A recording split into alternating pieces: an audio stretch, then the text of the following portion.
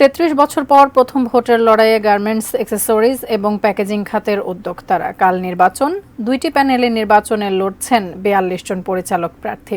সুষ্ঠু পরিবেশ আর স্বচ্ছ ভোটের মাধ্যমে সঠিক নেতৃত্ব বেছে নিতে চাইছেন ভোটাররা। আরও জানাচ্ছেন গোলাম কাদের রবু। পোশাক তৈরিতে দরকার হয় লেবেল, বাটন, জিপার, বোতাম, কার্টন, পলি ব্যাগ সহ প্রায় ৪০ ধরনের সরঞ্জাম, যা পোশাক মালিকদের সরবরাহ করে আসছে অ্যাক্সেসরিজ ও প্যাকেজিং খাতের প্রায় ২,০০০ উদ্যোক্তা, যাদের বিনিয়োগ প্রায় ৪০,০০০ কোটি টাকা। এসব উদ্যোক্তা মালিকদের সংগঠন বাংলাদেশ অ্যাক্সেসরিজ ও packaging manufacturers and exporters association, যাদের যাত্রা শুরু ৩৩ বছর আগে। কিন্তু নির্বাচন হয়নি একবারও, এতদিন চলছে সমঝোতার ভিত্তিতে। তবে এবার আর সে চেষ্টা তদবিরে কাজ হয়নি, তাই শেষ পর্যন্ত নির্বাচনের পথেই হাঁটল সংগঠনটি। যে নির্বাচন ১১ই মে, যেখানে ঢাকা, চট্টগ্রামের ২১ পদে লড়ছেন ৪২ প্রার্থী।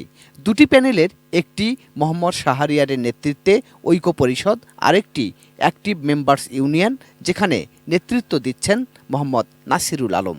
মোট ভোটার ৪৬০ জন। এতদিন পর ভোট হওয়ায় ভোটারদের মধ্যেও কাজ করছে উৎসাহ ও উদ্দীপনা। দুই প্যানেল থেকেই আমাদের অনেক মূল্যায়ন, সবাই ফোন করতেছে, সবাই আসতেছে, সবাই বিভিন্ন রকম প্রতিশ্রুতি দিচ্ছে। এই ৩৩ বছর তো ইলেকশন না হওয়াতে আমাদের তো ওইরকমভাবে কেউ এতটা কেয়ার করতো না। যোগ্য নেতৃত্ব আসলে আমাদের জন্য খুবই এটা জরুরি প্রয়োজন এবং এটা আমাদের ভালো হবে। আমরা চাই সুষ্ঠু নির্বাচন, সুষ্ঠু ভোট এবং যোগ্য ব্যক্তি এখানে আসুক, তো যাতে আমাদের সংগঠনের জন্য, আমাদের অ্যাসোসিয়েশনের জন্য এবং আমাদের ভোটারদের, যাতে আমরা ব্যবসায়ী আছি তাদের জন্য উন্নয়ন হয়। প্রার্থীরাও শেষ মুহূর্তের প্রচারণায় ব্যস্ত। সুষ্ঠু পরিবেশে ভোট হবার আশা তাদের। ভোটারদের দিচ্ছেন নানা আশ্বাস। যেহেতু ইলেকটেড বডি ছিলেন না এতদিন পর্যন্ত, আমাদের এই সমিতির মেম্বারদের পক্ষে কথা বলার মতো ওরকম গ্রহণযোগ্য এবং ওই ধরনের লিডার ছিলেন না। যারা ছিলেন তারা চেষ্টা করেছেন, কিন্তু যেহেতু তারা সিলেক্টেড ছিলেন, তারা ওইভাবে ওই গ্রহণযোগ্য একটা ভাবমূর্তি আমাদের তৈরি করতে পারেনি। আমাদের ভাবমূর্তির সমস্যা আছে, এই ভাবমূর্তিটা আমরা পুনরুদ্ধার করতে চাই।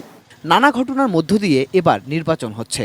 কমিটি নিয়ে প্রথমে মন্ত্রণালয়ে অভিযোগ, পরে উচ্চ আদালতে মামলা, তারপর প্রশাসক নিয়োগ। এরপর নানা ধাপ পার হয়ে ভোটের পথেই হাঁটল সংগঠনটি। গোলাম কাদের রবু, এটিএন নিউজ, ঢাকা।